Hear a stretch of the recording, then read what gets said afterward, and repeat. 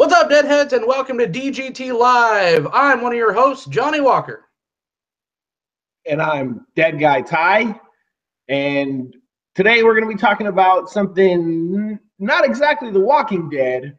We're finally going to talk Fear the Walking Dead with both the Dead guys. Yeah.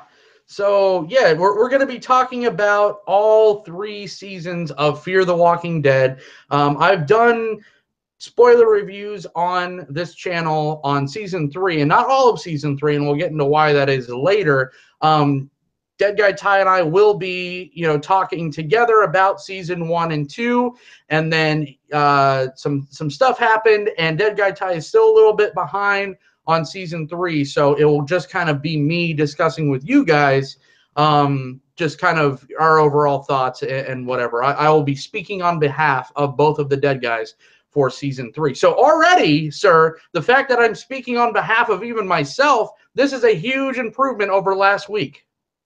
Yes, definitely a huge improvement. You're coming in loud and clear, so looking forward to a good show this week.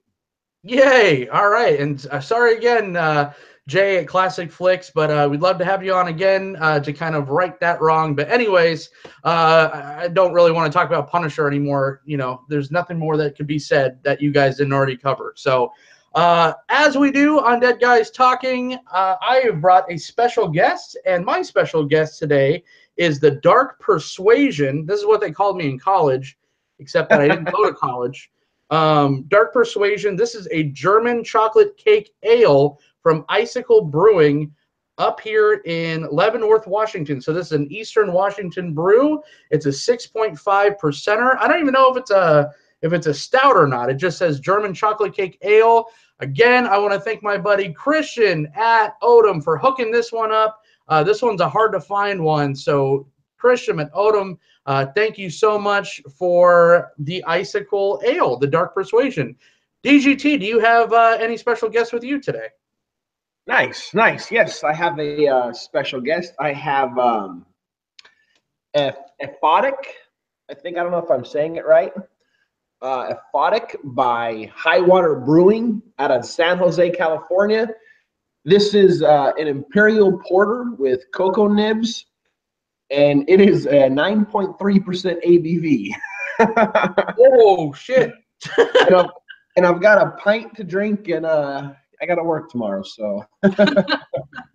I do as well, sir. So I brought, even though we're not talking, main Walking Dead proper, I did bring Rick back with me, so we're going to give this guy a pour. Yeah, I've actually was really looking forward to this beer. I ordered it from Devour, and it was a real toss-up last week between this and the rooftop beer I had last week. Okay. Why don't you tell you kind of told me about Devour, and we're not like paid by them or anything, but it's kind of a cool service. Why don't you tell whoever's watching about that? Yeah, so Devour is a pretty cool service. What is it? It's a I don't know, kind of like a beer membership, I guess. And they have featured beers, and they rotate through different beers. And I mean, we're talking random craft beers from all over the world. A lot here from the United States, but also craft beers from, England and France, even Germany. All over, a lot of rare beers that you really can't find and won't find anywhere else. And you just, if you want to order it, you click order, you click however many you want. Often there's a limit. Order, you fill up your crate, and you just schedule it to deliver a certain rotation of your choice, and it just comes right in the mail. That's pretty amazing. Yeah, so you're welcome for the free plug, Devour. Hit us up. You can find me on Twitter no, I was joking. But yeah, it seems like a good service. And real quick, I want to bring down the mood a little bit. So last week, I'm just going to, kind of put all the cards on the table. I actually got in, I just got off a plane from last week's episode, and the day before was Mr., Johnny Walker's father's funeral. So I did wind up losing my dad. I did want to kind of say something, but we had all the technical difficulties last time. So I just want to say, you know, Pops, Mr. Robert Dunning right here, you are sorely missed. You know, he was a dad to not just me, but to, you know, I would say he was an honorary dad to you as well, Tyler, and to many others. Great guy. So in loving memory, I want to, you know, tribute this episode to you. So thanks for being awesome for the 34 years of life that I had with you, and I know you believed in all the heaven stuff and all that. So I hope you're right, and I hope to see you again one day. Absolutely. Definitely have to raise our glass to Mr. Robert Dunning. He was definitely an awesome guy, a very loving guy. I was fortunate enough to, you know, be introduced to him, you know, young in my teenage years, and he never showed me anything but love, and, you know, welcomed me, you know, as an honorary son. Even so much that I even referred to him as dad or as pops, and nothing but great memories of Mr. Robert Dunning. So I hope you rest easy, my friend. Robert Allen Dunning, rest in peace. Cheers to you.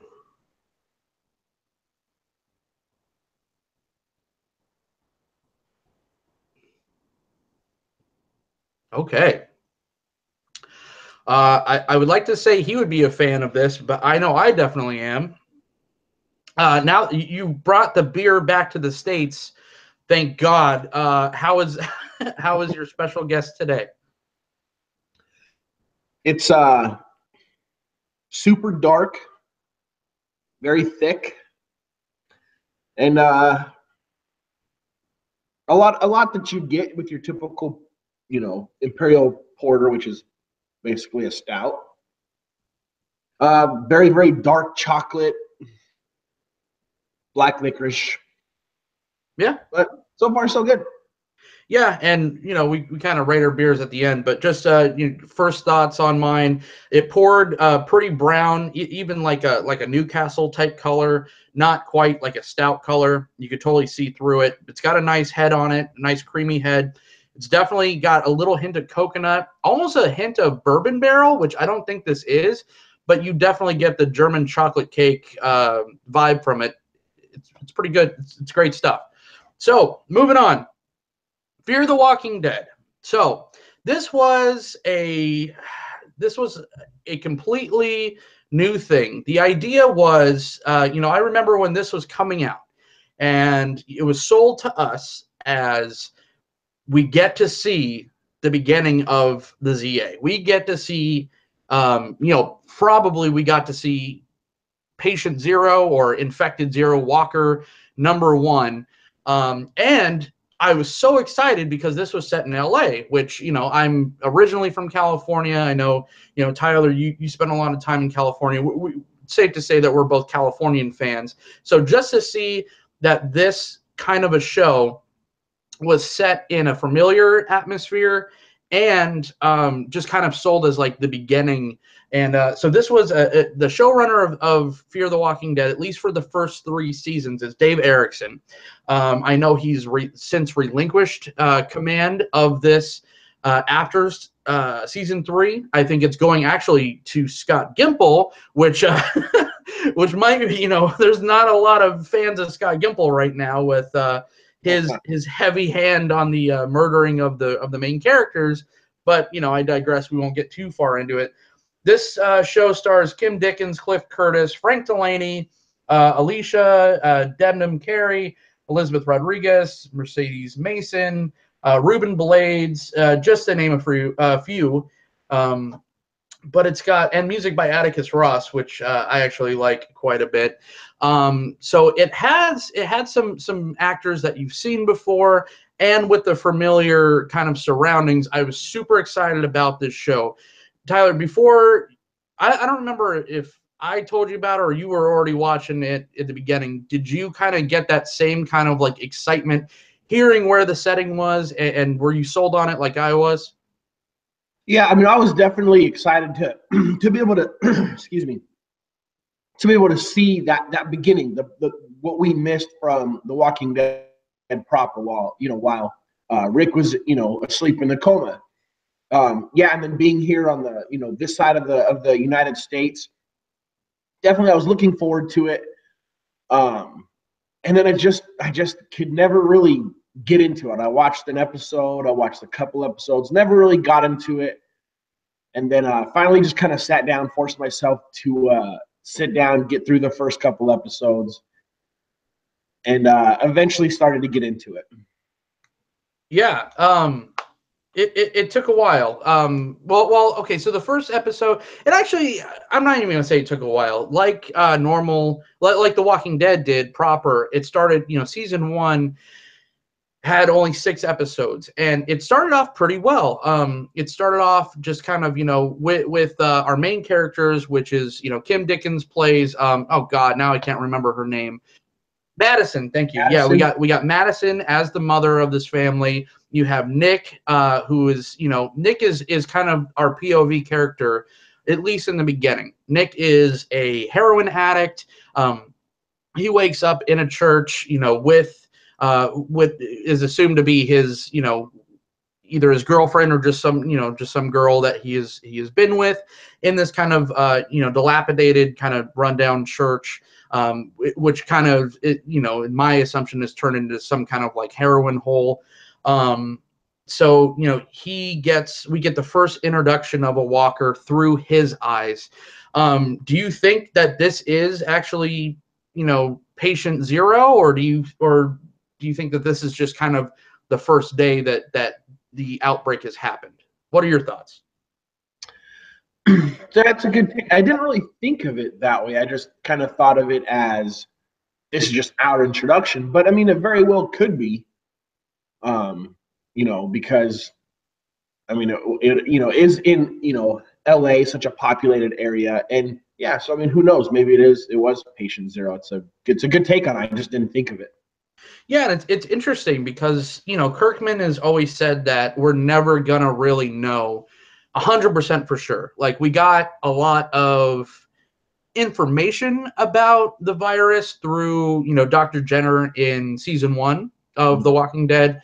And so it's not like I need it all explained out to me. Like, I don't need it all like, this is exactly what happened, this is why, and blah blah blah blah blah. But I was a little excited to see kind of, because it does take place at a sooner time, at an earlier time rather, than all the events from that, Rick waking up from his coma. So this is earlier in the pandemic, and that was pretty sweet. Not only does Madison have Nick, but she also has Alicia. Alicia, we're introduced to her. She has a boyfriend. Just seems to be just kind of a normal, teenager going through normal teenager stuff. The family kind of seems to be focused around, Nick and his problems, as families with someone with addiction problems tend to do. And Madison is now with Travis, who is her, I forget at the beginning of the series, are they married or just, I think Yeah. they're just dating, right? No, they're married. Okay. Yeah, so So Travis is a school teacher. He's our, what were you going to say? Sorry. no, go ahead. I was just trying. I thought you were drinking, so I was going to try and pick up where you were leaving off. But Yeah.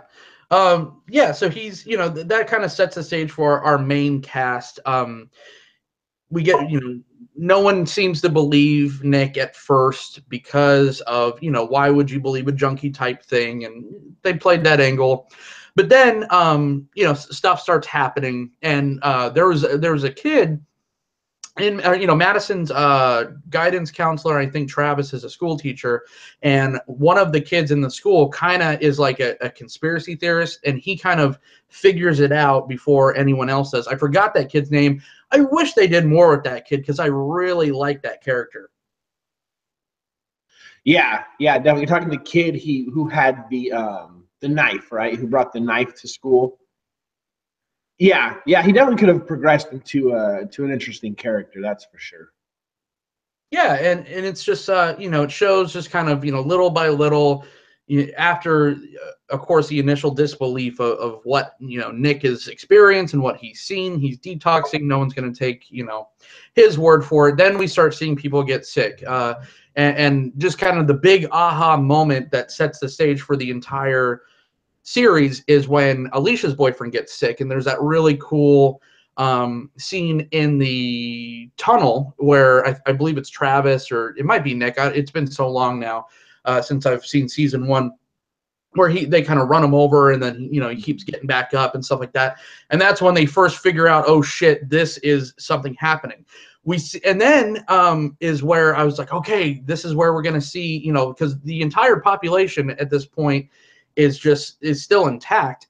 And we see kind of like a riot scene. We see some news clips of, you know, there was somebody on the ground, and the paramedics are kind of helping him. And you see the guy kind of turn and start biting the paramedic.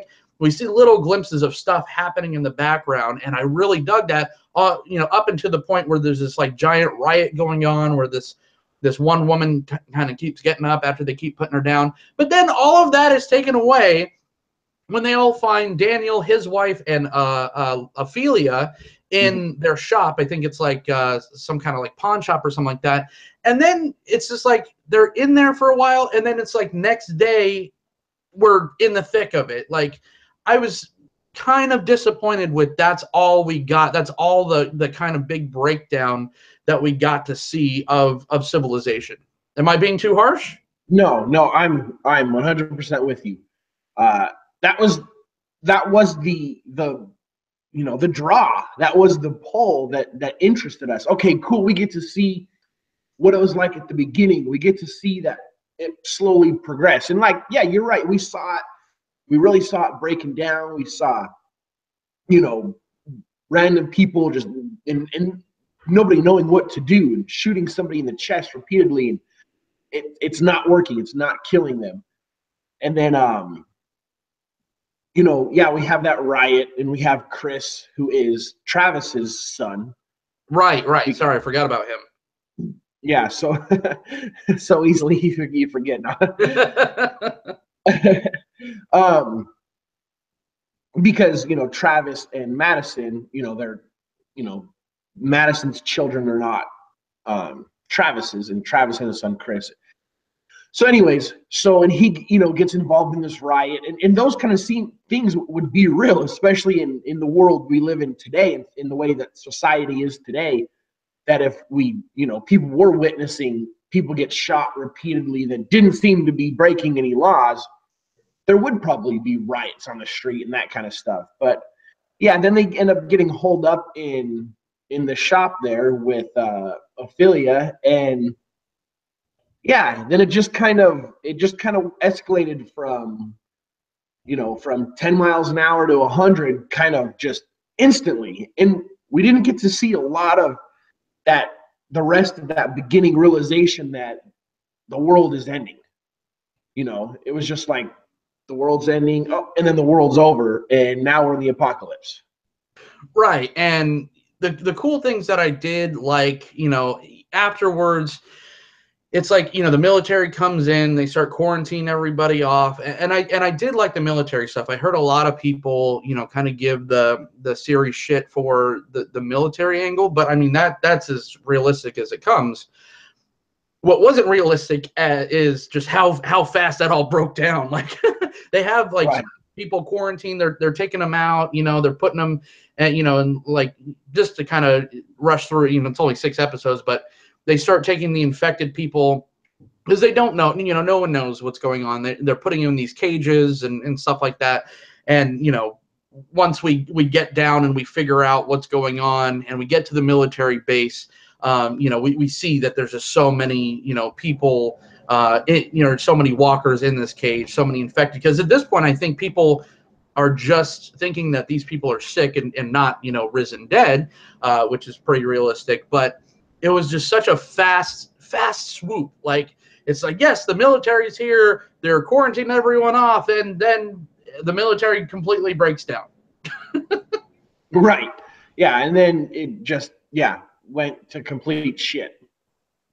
But you know, there was some things, you know, I did. I you know, like you said, the military thing. I mean, that's pretty accurate. That's what would happen. You know, the military would come in and try and control things. Obviously, there would be a slow breakdown, but I think it would be very drawn out, very slow, and then eventually, yeah, it would stuff like that, and yeah, there would be no question. But it just went to 100, just kind of instantly. Yeah, and so the first season, also we had Travis's ex-wife, Chris's mother. She was actually a big part of this season as well. She was actually a nurse at the military base. And throughout the first 6 episodes, I'm just like, you know, besides like Alicia'S boyfriend, like who cares?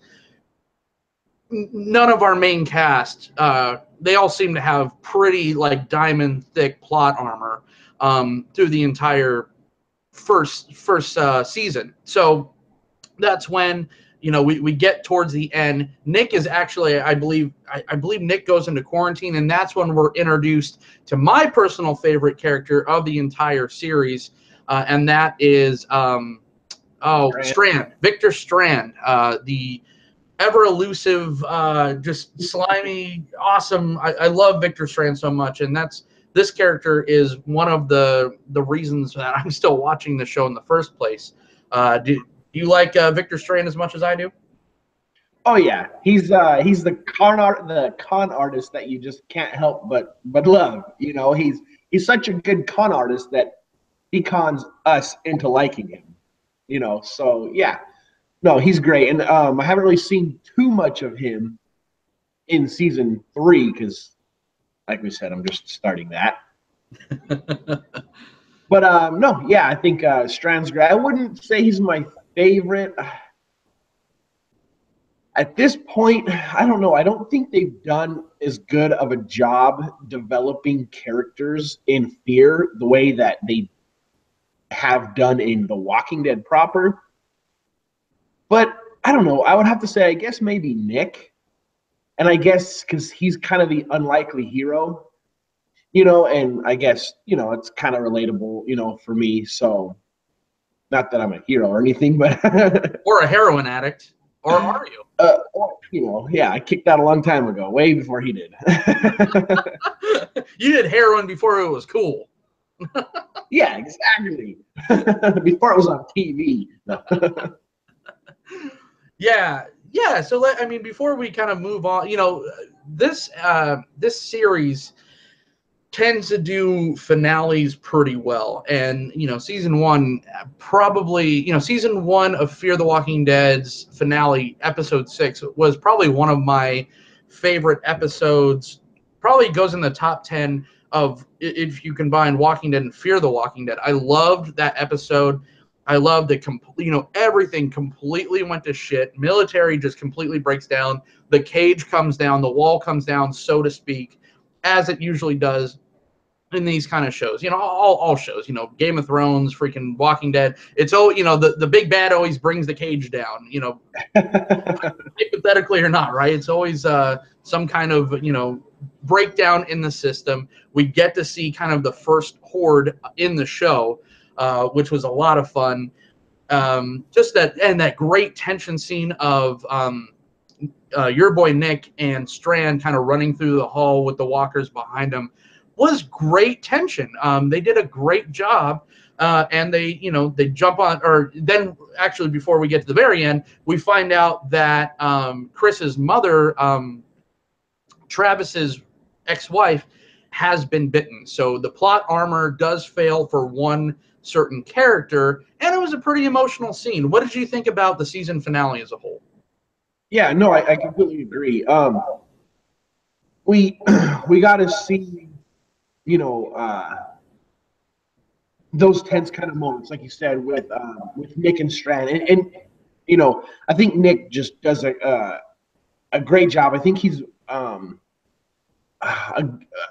a little ahead of some of the actors as far as showing emotional stress and acting that and showing desperation. He kind of plays that role very well.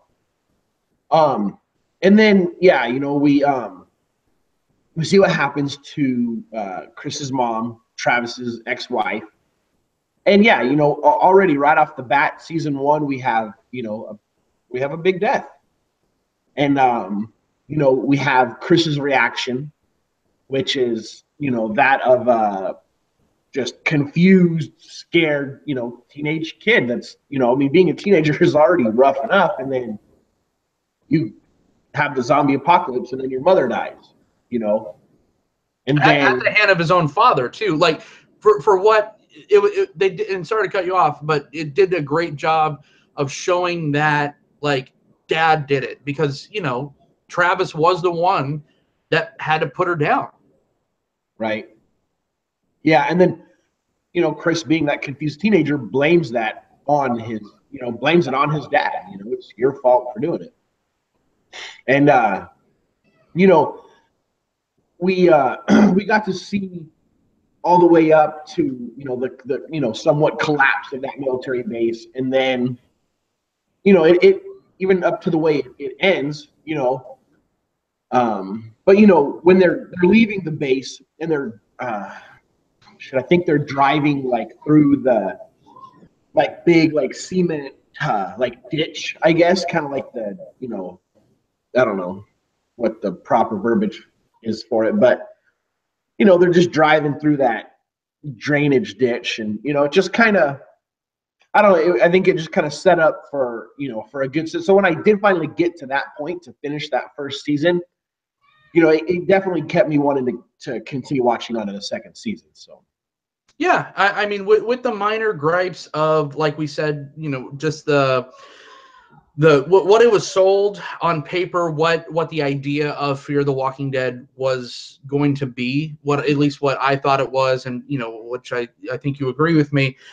It was a minor disappointment just from that standpoint. You know, I thought we were going to see more of, you know, that kind of environment. And the biggest disappointment, honestly, is they, you know, at the end of season 1, they jump on the Abigail, and all the coolness and all the yes, like this is going to be in LA. I'm going to know these places, or even like San Diego, or just, you know, California in general. They get on a boat. And that's yeah, the Californian experience. right. And then yeah, and see, I didn't know that, you know, that was going to be it. I didn't know if they were going to experience San Diego, do any of that. But also, one thing that I liked about season 1 also is it already starts out kind of showing some of those harsh realities, some of those things that people have to do when what's his name, Ophelia's dad. Daniel. Well, I'm sorry, Daniel. Daniel. Yeah, when Daniel captures the military soldier that Ophelia had kind of, you know, kindled a little relationship with, and is like torturing him and like cuts off a patch of his skin. And you know, he was a little obviously too aggressive and a little, you know, too eager to get to that moment. But it already starts out like, hey, once again, you know, kind of like we talked about with Punisher, it starts out like, hey, this is not going to be a friendly show. Like, there's going to be some messed up shit. Yeah, absolutely. And yeah, I forgot that it was that early in the series where they kind of showed Daniel for what Daniel is, and you know, he's some kind of like military torture, you know.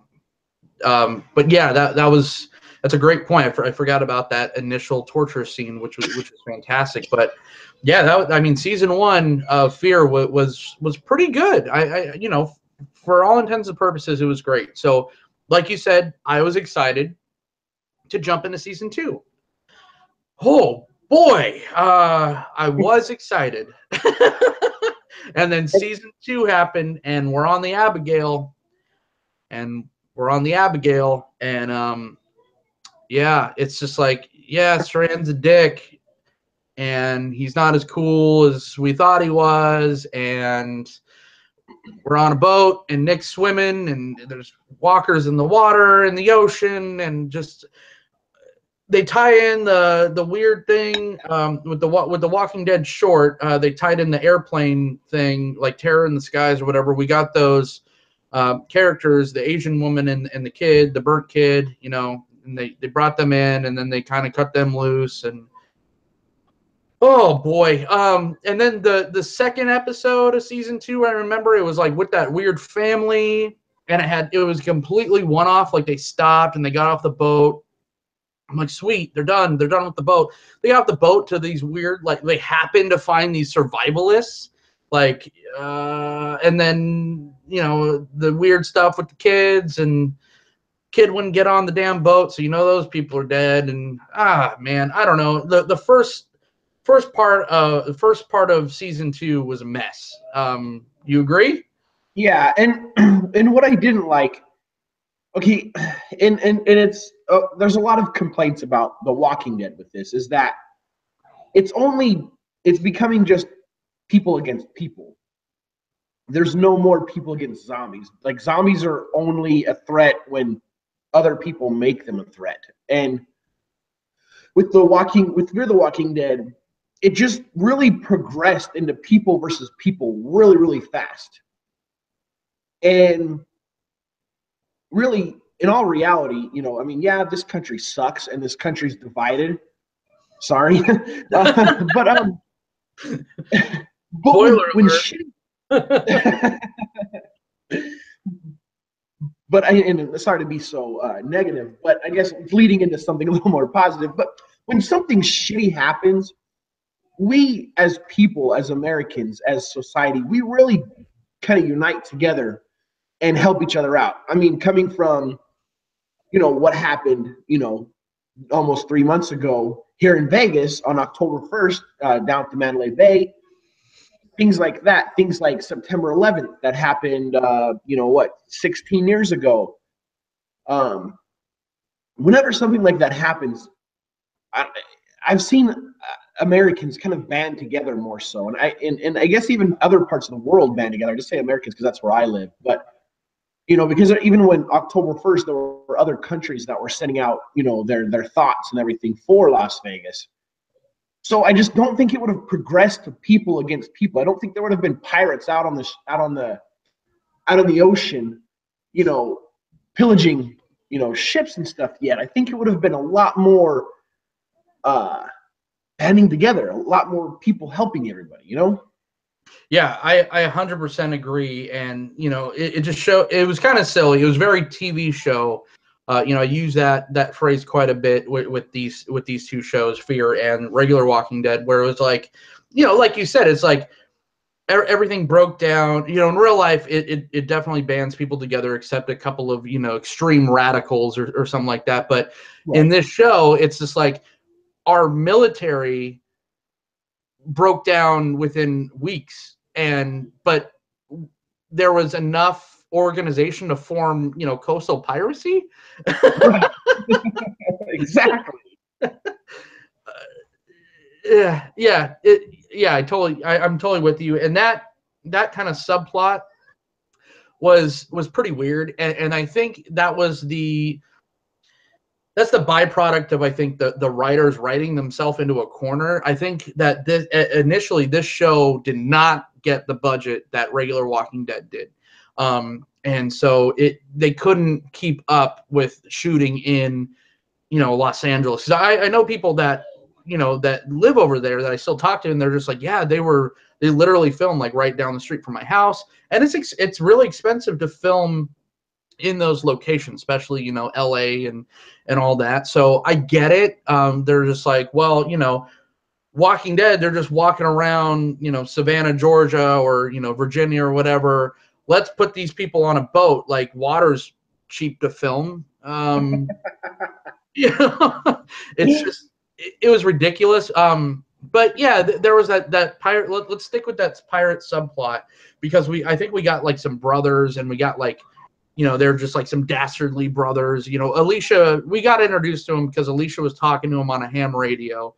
Right. And she, you know, winds up kind of falling for one of them. You know, she's super emotional, just lost her boyfriend, whatever. And so these people wind up, you know, finding the Abigail and Strand and everybody. And, you know, we get that thing where Travis gets captured. You know, he gives himself up to them. and then we get the kind of the comic book version of what's her fate? One of the Holly.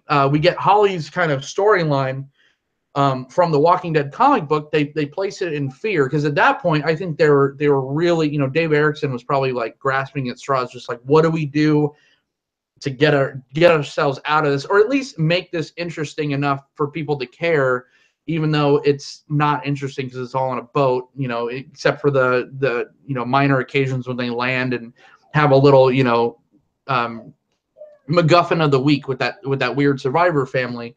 So yeah, they had this weird pirate thing. They did the whole hood over the face. Oh no, surprise! It's actually a walker. You know, Holly's storyline from the comic book. Right. But, I mean, did you like any of that whole coastal piracy thing? No, not at all. No.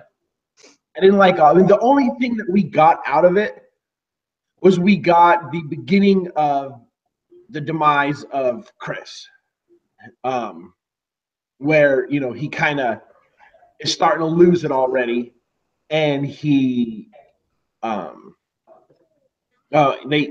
it ends up when, you know, part of the people stay behind and are taking over the Abigail, and then some people leave and they take Alicia with them, and then I think they killed a couple of the people, and then they have one guy hostage, and that's kind of their you know, what they're going to use to plot to get Alicia back, and where they end up, you know, putting the sack over his head, kind of like the Holly, you know, situation. But and then, you know, because Chris ends up shooting him when he's supposed to be watching him, and that kind of is this, you know, where Chris starts kind of going a little, you know, cuckoo, I guess.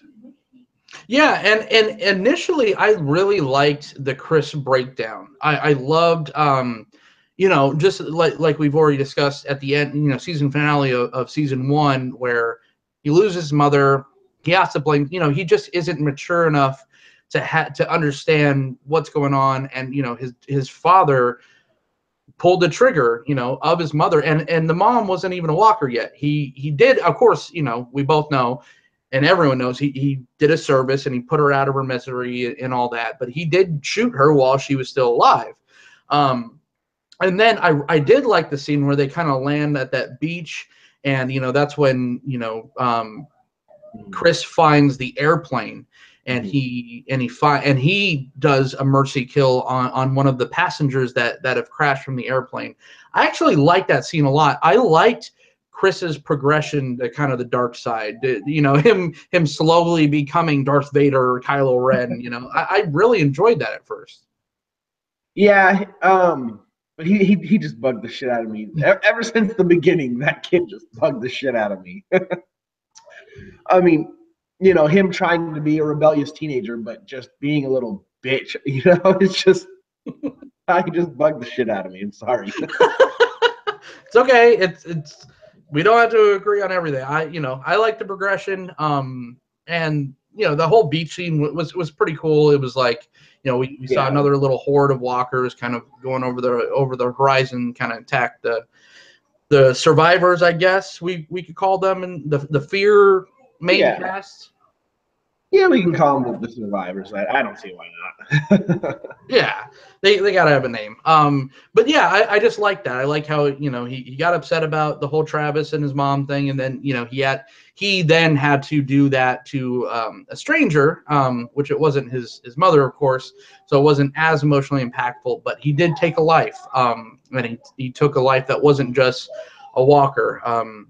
And in brutal fashion, if I remember, didn't he wind up like beating him with like a wrench or something?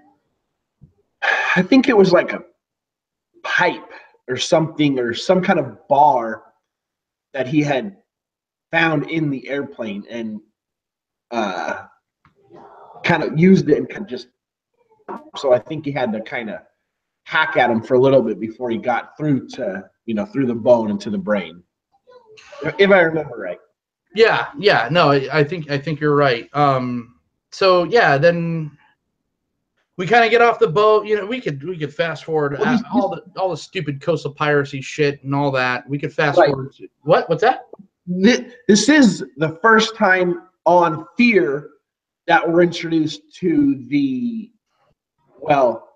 guts trick, but it's been pretty much just the blood trick in Fear. And it's used in every episode. Yes, the entire season 2 is the blood, the blood trick, and so this is the first time we get introduced, and I got to go into it now because now we're on the subject. But it's okay in The Walking Dead proper.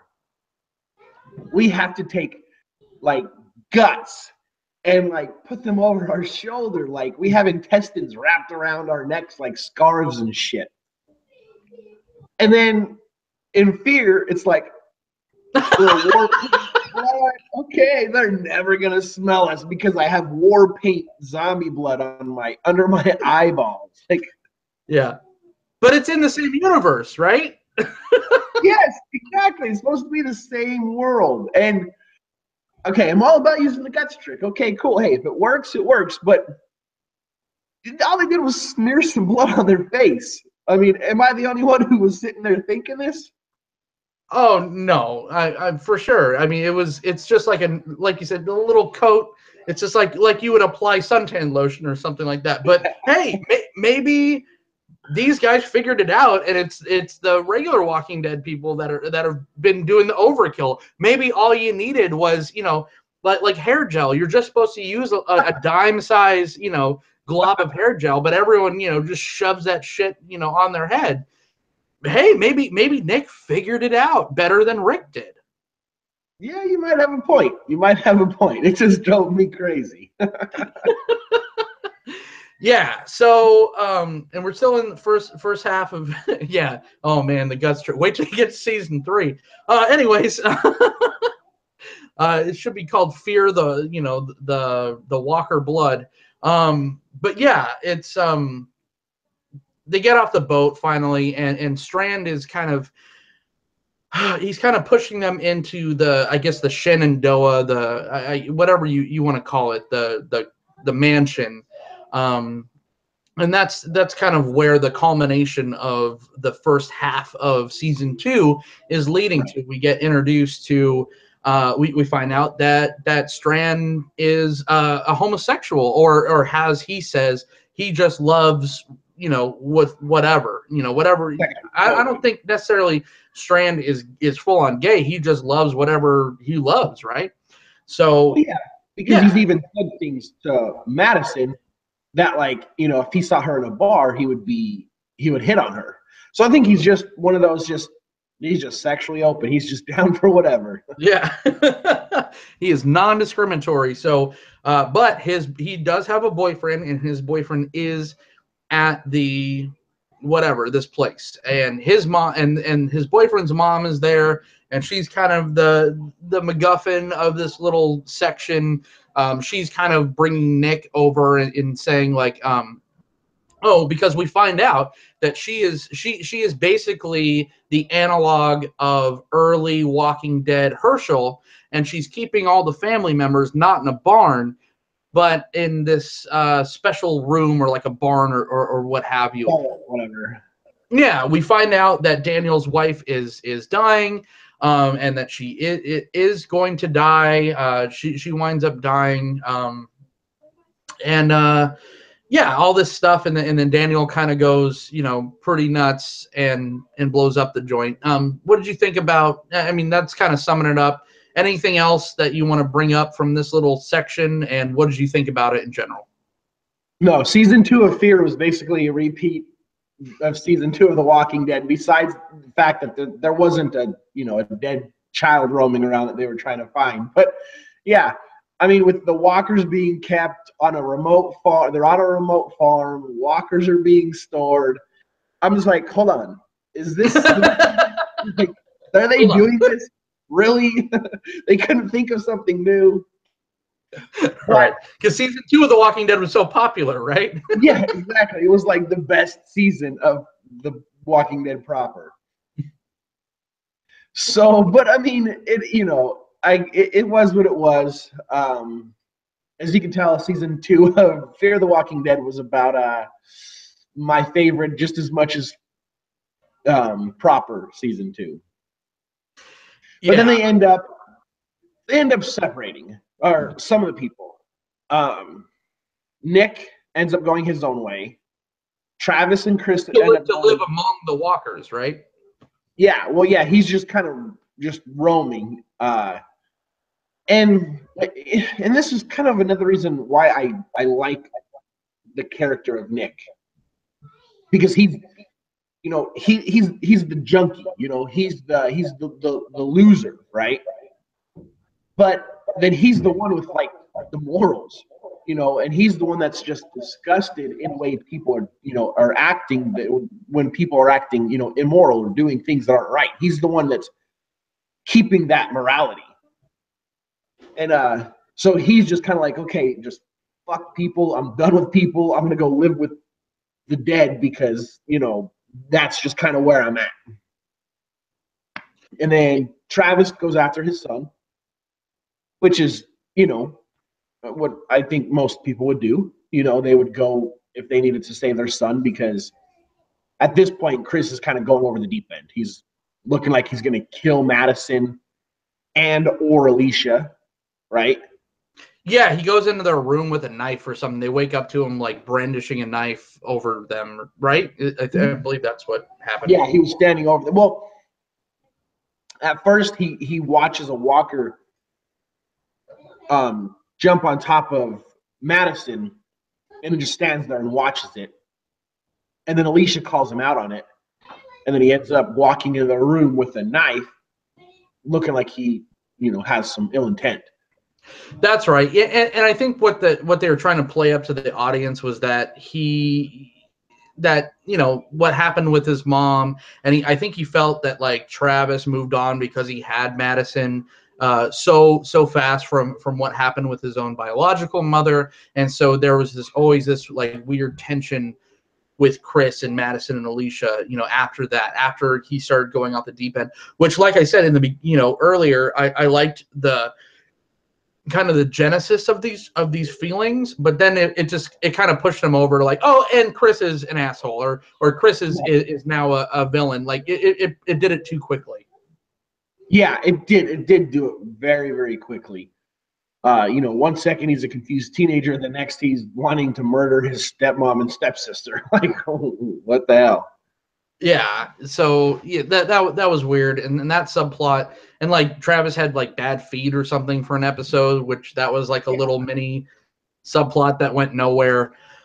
But yeah, it was like so Daniel, his wife dies, and he burns down the Shenandoah. That's the end of Daniel.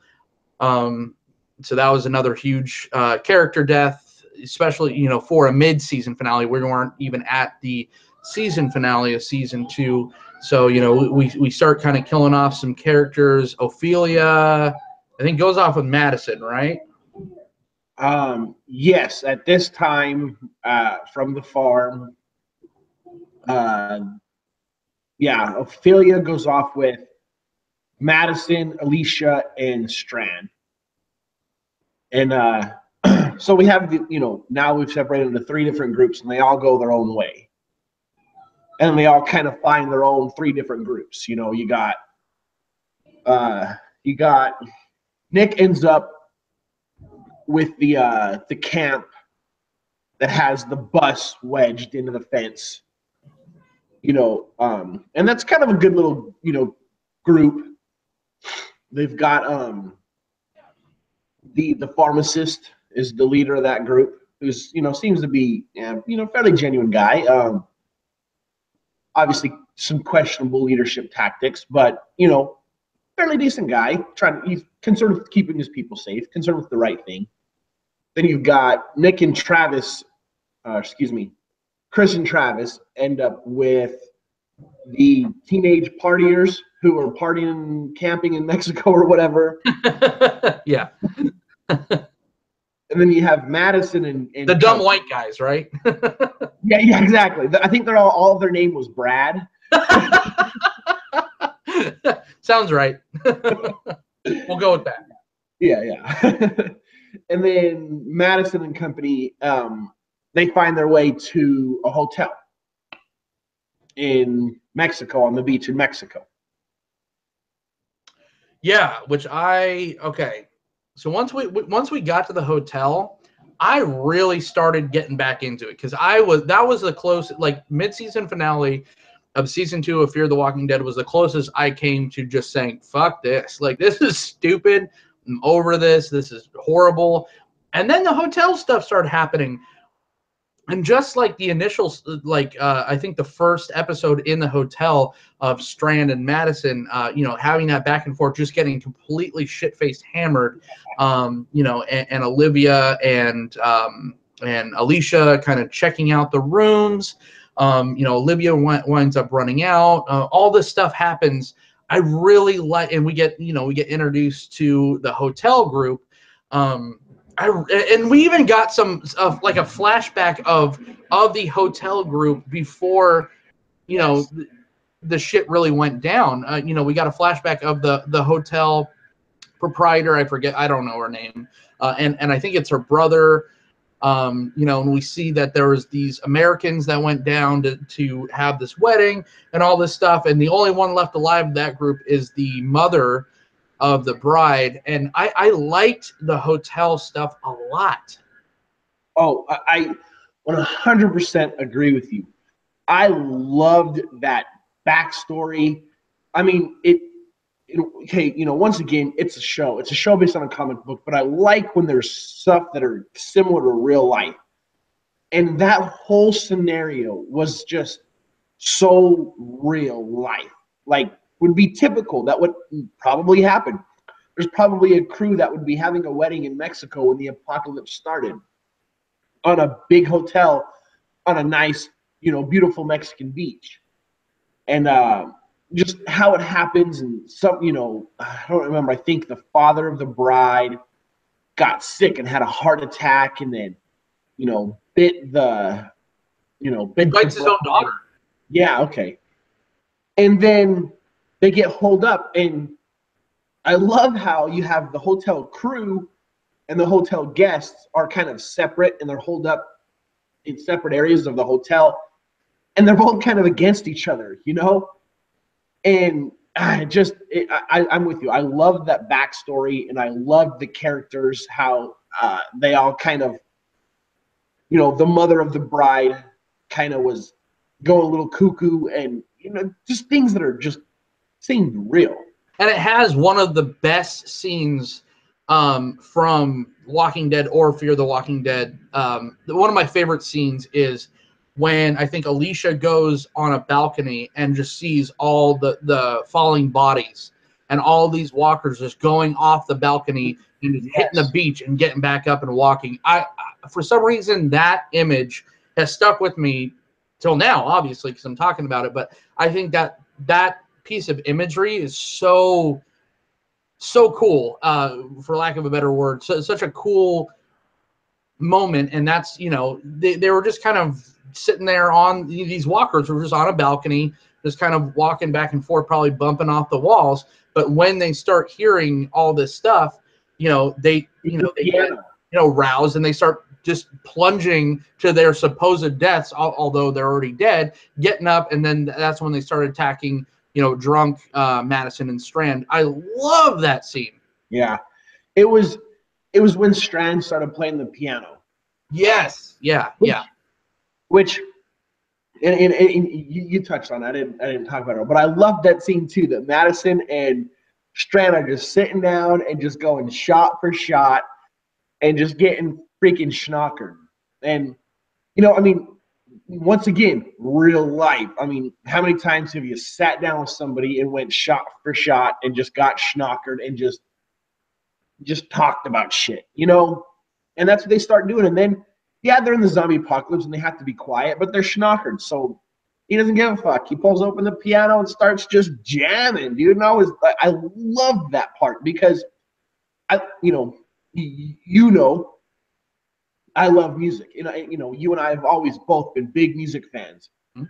And then they just like, fuck it. I'm just going to pull out the piano, start jamming. And, meanwhile, all these zombies start just boom, boom, boom, falling off the balconies. So absolutely, it was a great scene, the whole thing. And we should bring the drinking game back on this show, and you guys should take a shot every time Tyler just said snockered. Yes. I'm gonna have to check your ID, sir. I think you're too old to do this show. But moving along, they come up, yeah, realism, right? Like realism. It's not a bad idea to go to a hotel. Hotels are usually pretty secure. There's probably a lot of walkers behind, the guests that have died behind the doors, but they handle that in such a cool, realistic way. They basically go door to door. They have a system where they just kind of let them off the balcony. I can't gush, enough about everything with the hotel. But yeah, all good things must come to an end, because then we go back to Chris and Travis. Things aren't going so well. One of the dumb white guys, Brad number 4, gets hurt. He starts dying. And then all this moral stuff starts happening. The group, that little group, is torn between, should we leave this guy, our friend, or should we kill him? We got to trim the fat. Of course, Chris is, full on, Patrick Bates at this time. Is Patrick Bates? Is that even a person? Am I making up a serial killer? It is now. Patrick Bateman? I don't know. Whatever the guy from American Psycho is. He goes full heel, right? And so they wind up killing the friend. At this point, Travis kind of washes his hands of Chris, basically saying, I'm done with this. You're going off with these crazy people. I'm going to go my way. We'll link up later, but I'm going to go, I'm going to find my way back to Madison. Yeah, and then he makes his way back to the hotel, and so does Brad number 1 and 2. And some shit went down in the meantime. Why don't you run us through kind of what happened? Well, they clear out the hotel, like you said. They make it their home, and people are showing up, because Madison decides to turn on the lights because she finds out that Nick is near, because their little run-in with the post-apocalypse Mexican cartel, and she finds out Nick's alive. Oh, I forgot about the grocery store. Yeah. Yeah. And basically, fair enough to say, though, those are the post-apocalypse cartel, right? They're running shit, they're running drugs, all this stuff, and they're controlling the goods, the groceries, water, potable water, that kind of stuff. And that's where Nick's crew, is frequently visiting so they can keep their people alive. And their pharmacist leader has drugs, and Nick finds a way to dilute the drugs to get more, and he tries to steal from the cartel. And that was all kind of a bunch of filler stuff, I think, in my opinion. But Madison finds that out, and Madison, being the protective mother over her troubled child, decides to turn on the generator at night, which it seems like they had the generator running during the day already. They were making ice, stuff like that.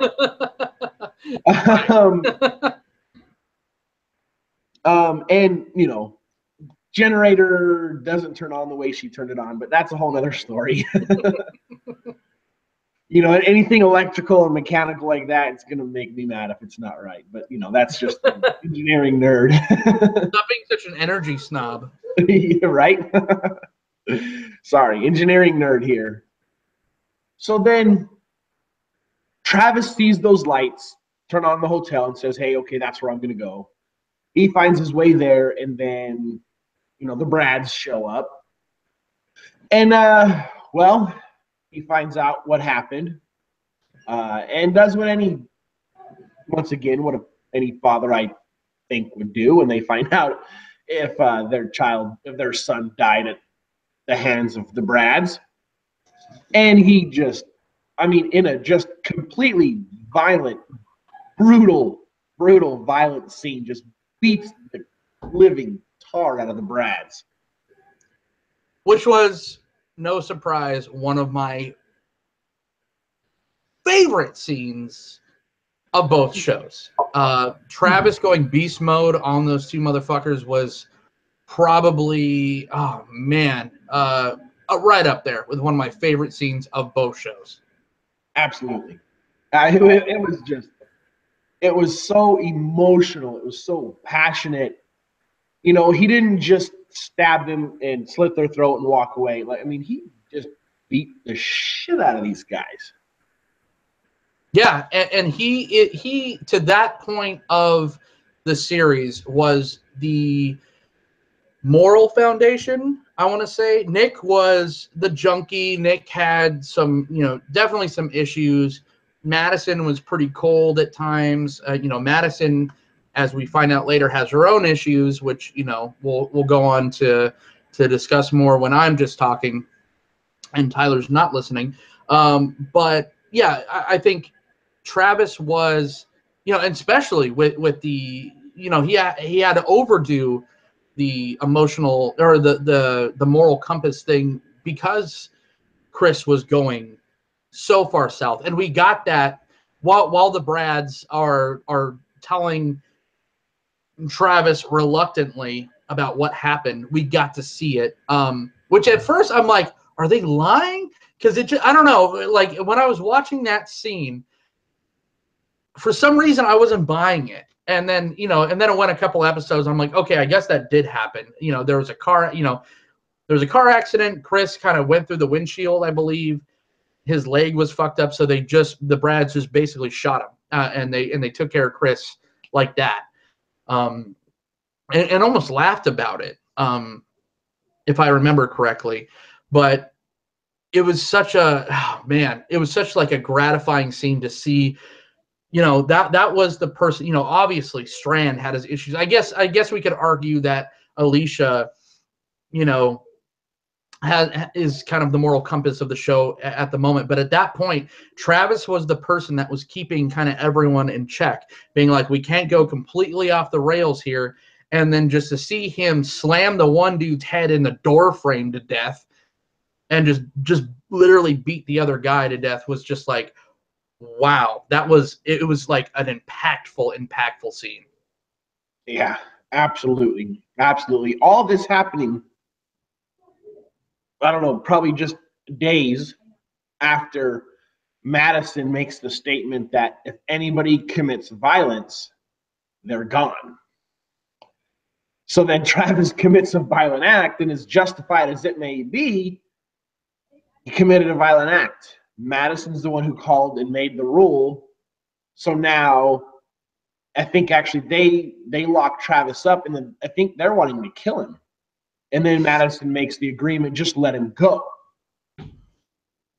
Yeah. And I think it's all still in season 2. Yeah. Where just kind of, well, first let's just jump over to kind of what Nick's up to at this point. He stumbles, he's just like half dead or more than half dead at this point. Just kind of wandering the wasteland, living amongst the walkers. And then there's a scene where he's on top of like a van and he sees this dog and the walkers kill the dog or something like that. And then this group kind of finds him in the little mini walker horde he's in, kind of mow down everybody, and they take him as hostage kind of, and then he kind of integrates himself. I'm just kind of moving it along fast, just kind of cliff noting at this point. But he kind of integrates himself with this group. They are this like I don't know, it's in Mexico. Like at this point we're in Mexico. Mm-hmm. And it's there's this the person that's heading this group is almost viewed as this like Messiah type figure because he is selling to this little group of people, and it's a full-on community, and they have a school system and children and commerce, water and all this stuff. And this guy is selling himself as some kind of a Messiah because he showed everyone that he has gotten bitten on the shoulder but survive. So people are thinking about thinking that this person is immune, so it's giving everyone hope that that maybe the zombie apocalypse isn't a permanent thing. you know, it doesn't turn out to be the case. You know, as all these communities happen, shit hits the fan. It starts warring with that community that you've already spoke about, the grocery store community, the drug cartel. You know, shit hits the fan. What do you think about that whole plot line? I mean, I liked that community. I liked that group of people. And you know, besides the fact of, you know, the guy selling himself as like a messiah, like you stated, but you know, in the apocalypse, I think that's kind of necessary. You know, kind of like the King Ezekiel type thing. You know, living, you know, larger than life. You know, people want that. People want something larger than life to follow, especially in an apocalyptic world where most of what we know is death. So we have this guy who says he's immune because he's been bitten by a walker, by a zombie, by whatever you want to call it, and he's, you know, unaffected. I like their tactics. I like how they had the wall of walkers. I also like the way that they did something really different than most other groups, where is one of their loved ones is dying, they, instead of killing them, they let them turn and continue to protect them. So our loved ones are still protecting us in a way because they're still playing their part as a walker in our, you know, our defense wall, so to say, kind of like the wall that Negan uses, but in a much, you know, different way. Yeah, yeah. Go ahead. No, I was gonna say that's. I mean, you said it perfectly.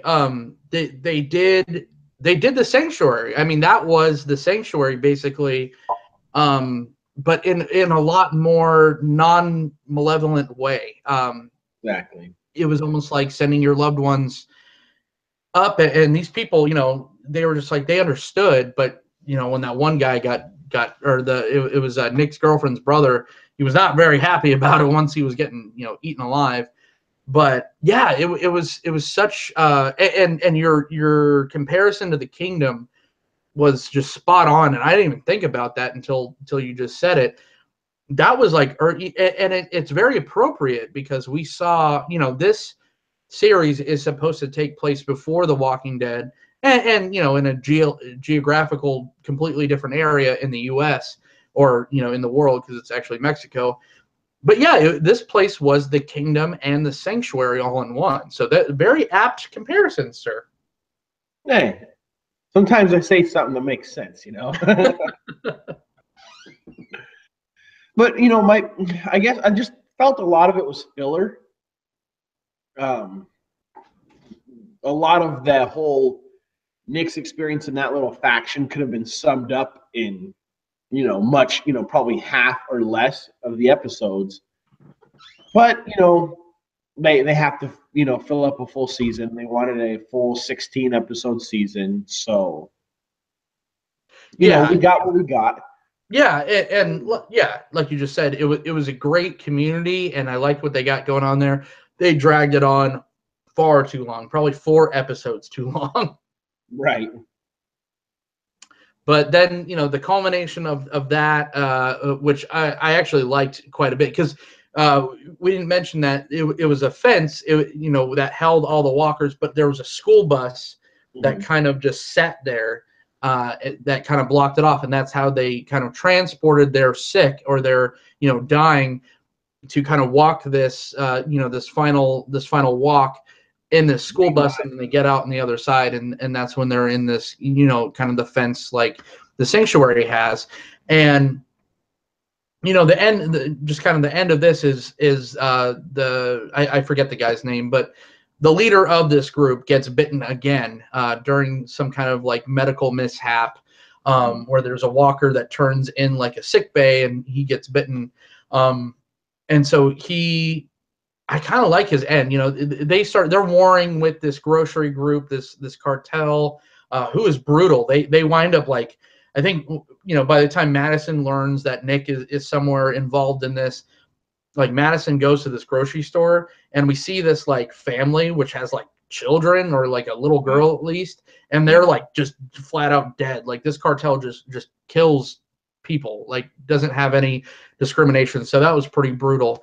But the guy just kind of and that grocery gang is coming to invade this community, and the leader winds up, like, I think, driving the bus through to let the rest of the walkers, all these fallen family members and loved ones that have now turned into the community as a small army, and wipe out all the insurrection, while the community members, Nick and his girlfriend, which I can't remember her name, they wind up heading north to Baja, to the state line.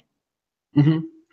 Yeah, so they're heading north. So they sneak out in the middle of the night, and finally, and Luciana is her name, and he finally convinces her, because she's like blindly following this the pharmacy guy, the alleged immune guy, and I forget his name too, but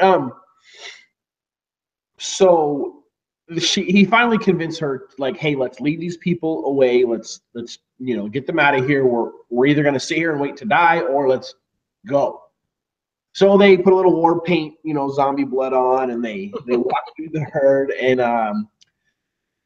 they're on their way. And then the grocery cartel comes, and I love this. I love this part though. I loved how that all worked out, how they walked into an empty community thinking they had it all to themselves, and the pharmacist leader did the right thing and did what he should do as a leader, and then drove the bus away, and just now these guys are trapped, because apparently that was the only way in and the only way out. Mm-hmm. And this whole community the whole grocery cartel gets just all completely wiped out. And I just thought that was pretty freaking awesome. Absolutely. It was like I said, this show does finales very well. And I believe that was the finale of season 2, up into the point where, like you said, Luciana, that's her name, and Nick, and the rest of that group kind of reach the border, and then just start getting mowed down by unknown army personnel.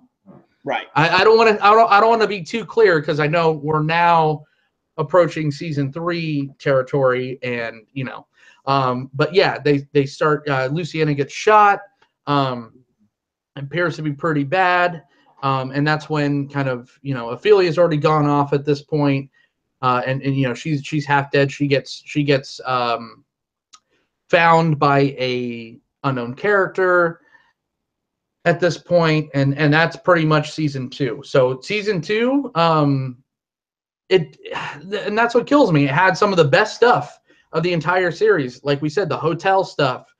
Some of the stuff with the community, the pharmacy group, I guess we want to call them.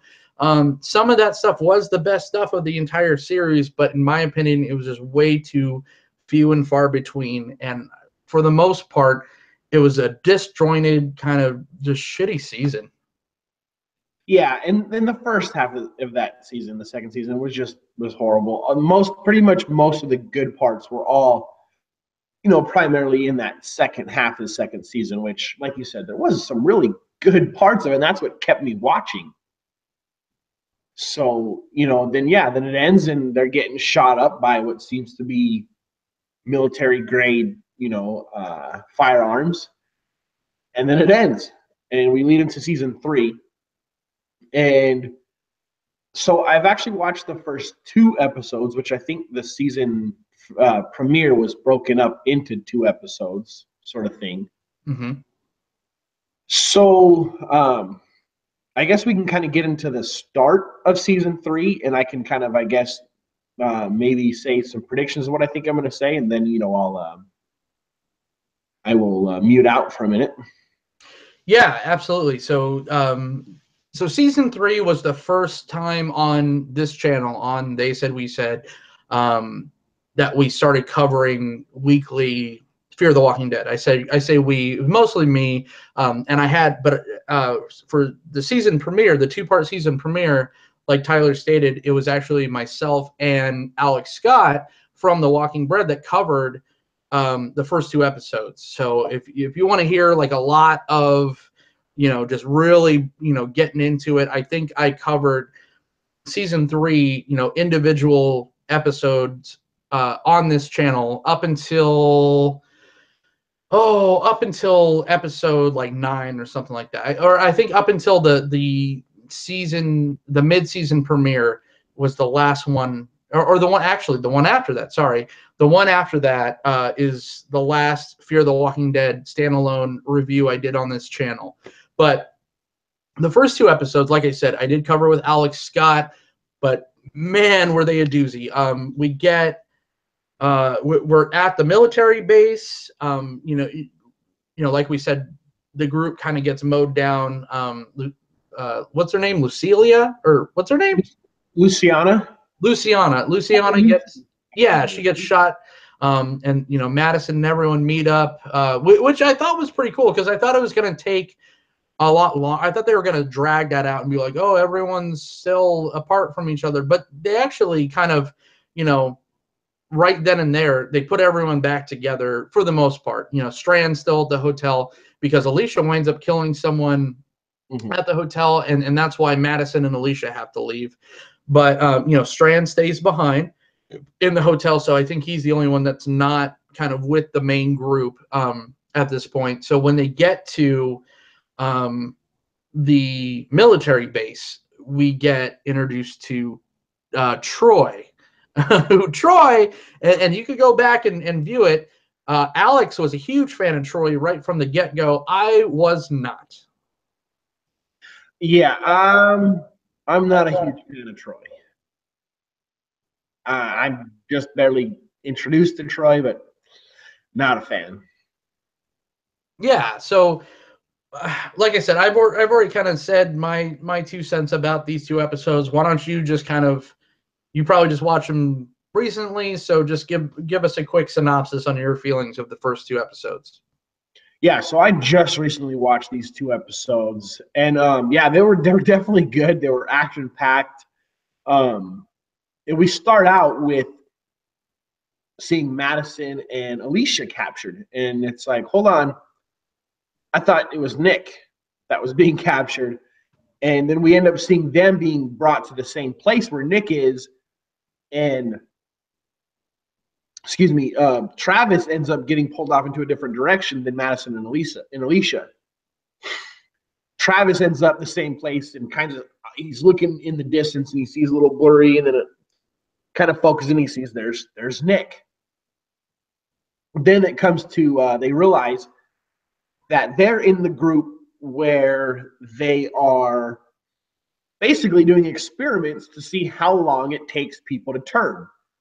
And it appears that they're trying to see, does things factor in, like height, weight, race, sex, age. They're trying to find out, do all those things come into play? On that note, I liked Troy because he's almost scientific, and the nerd in me loves that. And I'm all about scientists, and the scientists that have impacted this world, the Nikola Teslas, the Albert Einstein, stuff like that, who experiments and kept journals and log notes and stuff like that. And on that note, I like Troy. I really like Troy on that. But he's a fucking asshole. He's killing people, and that's not cool. But I really like his scientific experimental mind, where he's willing to do things like that, like kill people for the name of science, for the name of research. Yeah, he's very reminiscent to the scientist from Reanimator. Like he's like a mad scientist, right? He's like almost like Dr. Frankenstein-ish. And he has this certain group, and you know, at this point, we think that this is the entire group, until we meet his brother Jake. That, you know, that isn't the, you know, Troy isn't the end all be all of this entire group, and he just had this small kind of control over the military, you know, side, the fighting side of the militia of this particular group that we'll talk about in a little bit.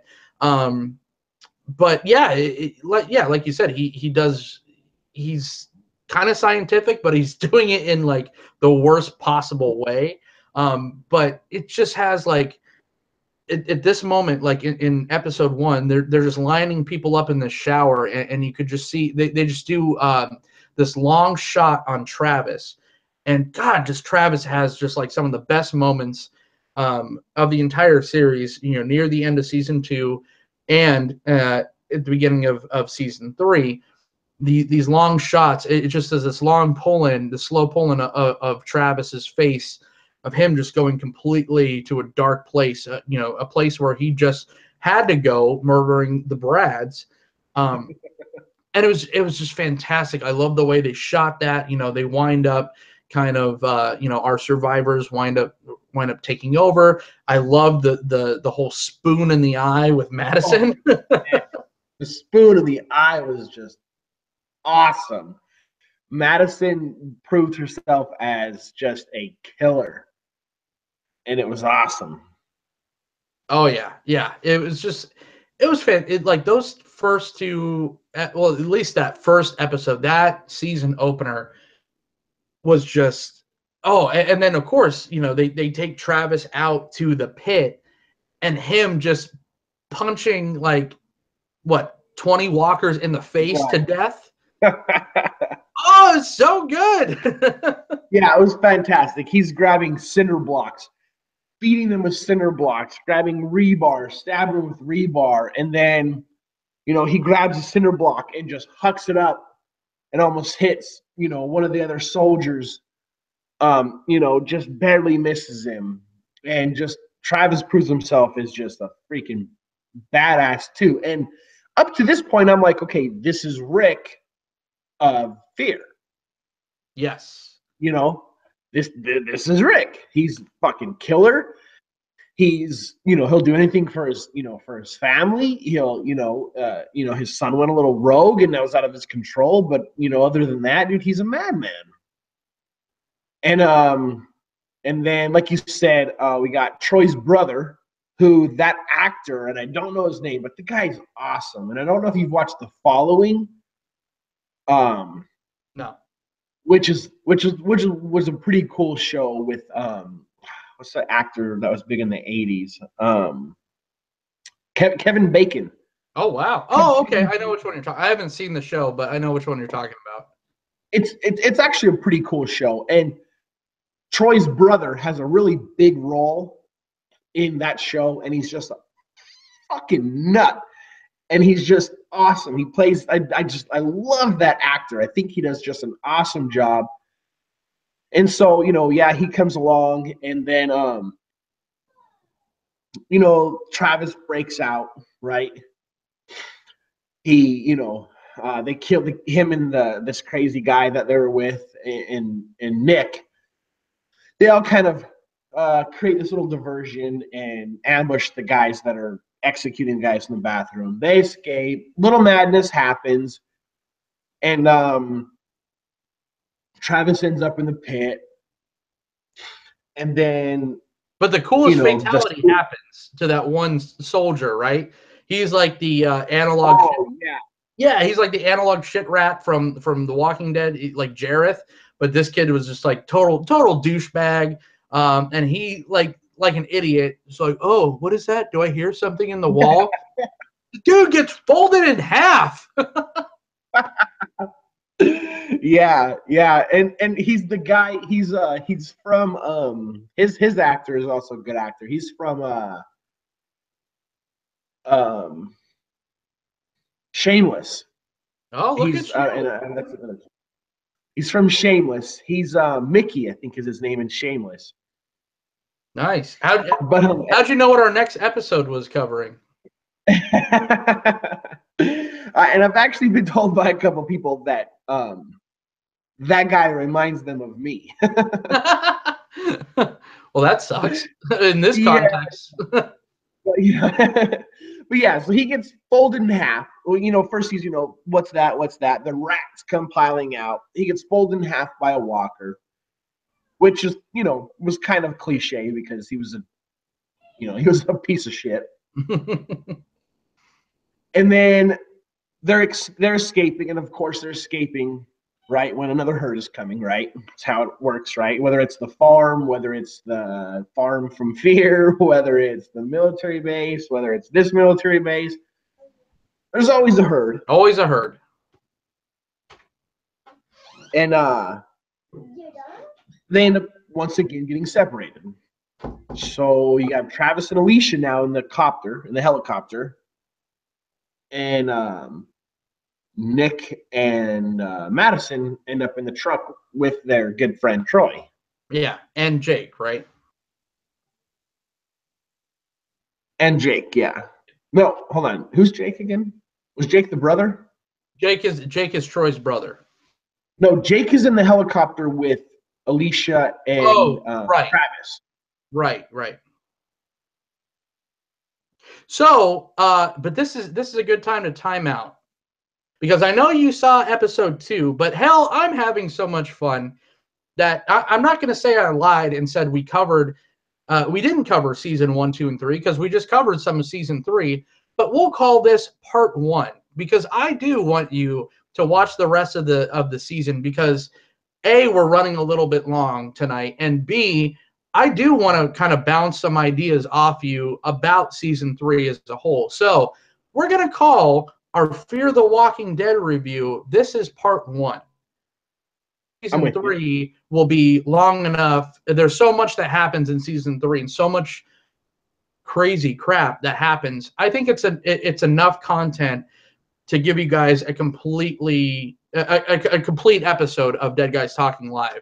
So are you down with this? Yeah, that sounds great. That sounds great to me. That way, we can do that, at the same time, and we don't have to end up with, me muted for a while, and we can, have a chance to discuss it, as in Dead Guys Talking fashion.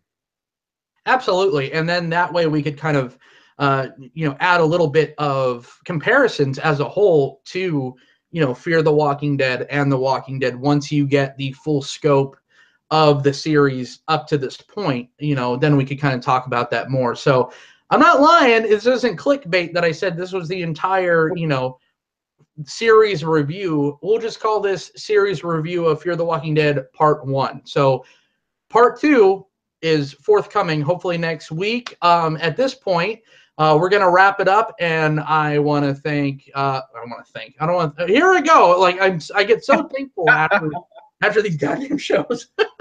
But no, I want to, I want to thank my special guest, and that was the Icicle Brewing Company's Dark Persuasion German Chocolate Cake Ale. And I do want to thank Christian from Odin Distribution for letting me sample this bottle out.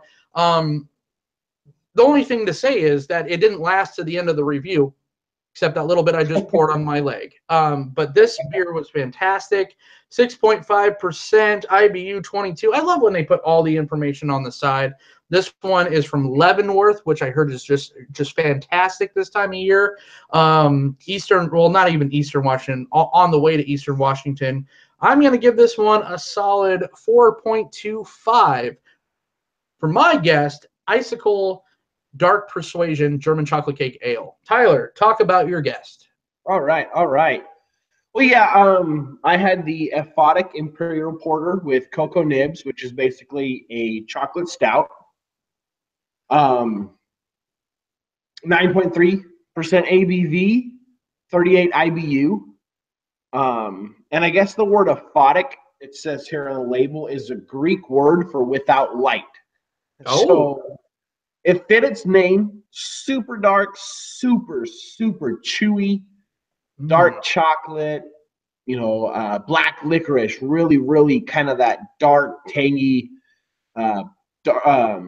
black licorice. bitter but not too bitter. A good beer, good beer. Super dark, super chewy.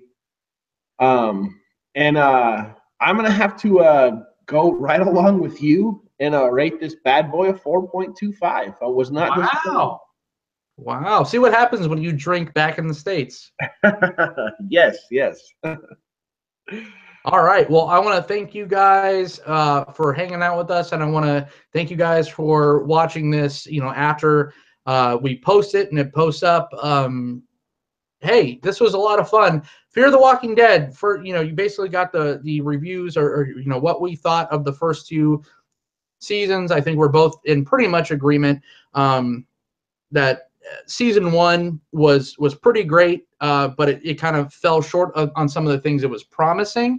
Or I don't want to speak for you. This is just my take. Again, season one great, but I didn't really get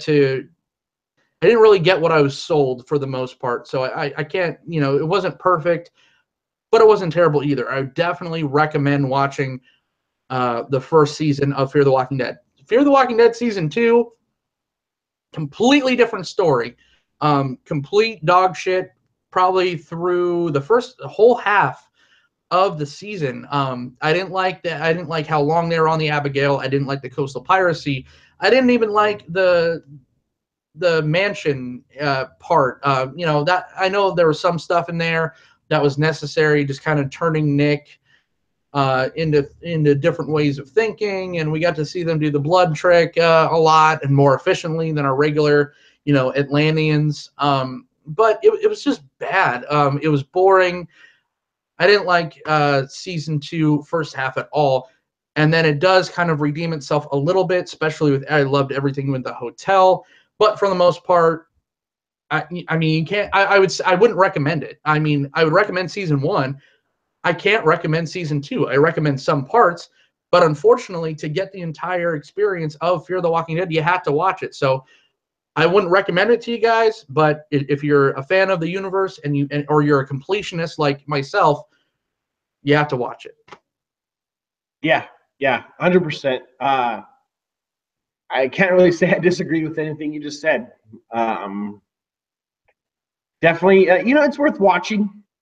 And season 3 gets better from what I hear, so I'm looking forward to see what comes to that. So, and I think it's safe to say that you'll probably get traditional dead guys talking for season 4 of Fear, because I plan on obviously being caught up at that point, and we'll go, back to DGT, live on those. And yeah, I guess just look forward to hearing from us more next week. Hopefully, have a chance to review the rest of season 3. And just like John said, hey man, thanks guys for hanging out with us. We appreciate it. We just enjoy hanging out and drinking beer and talking about zombie shows. So hey, if you're willing to join us and watch, man, we're thankful that you guys hang out with us. Absolutely. So my name's Johnny Walker or John Dunning. Let's be real. We're all friends here. We could use real names. You could find me on Facebook at John Dunning. You could find me on the They Said We Said Facebook group, because that's the name of the YouTube channel. And you could also find me at Orzov Dunn on Twitter if you want to come talk to me about Fear the Walking Dead, Game of Thrones, Magic the Gathering. I'm the biggest dork that you'll ever meet, and I'll talk to you about anything. Tyler, where can the good kids find you? You can find me, Tyler Pereza, a.k.a. Dead Guy Ty, either here on They Said We Said on YouTube. You can find me here on YouTube, also on the Brewpedia, where I occasionally put up a beer review or two. You could find me also on Untapped, Tyler Pereza. You can find me cruising around the Facebook a little bit, Tyler Pereza. If you're a fan of the show, just let me know. And yeah, that's about it. Absolutely. So for Dead Guys Talking, hey, guys, thanks for joining us, and spread the disease. Spread it.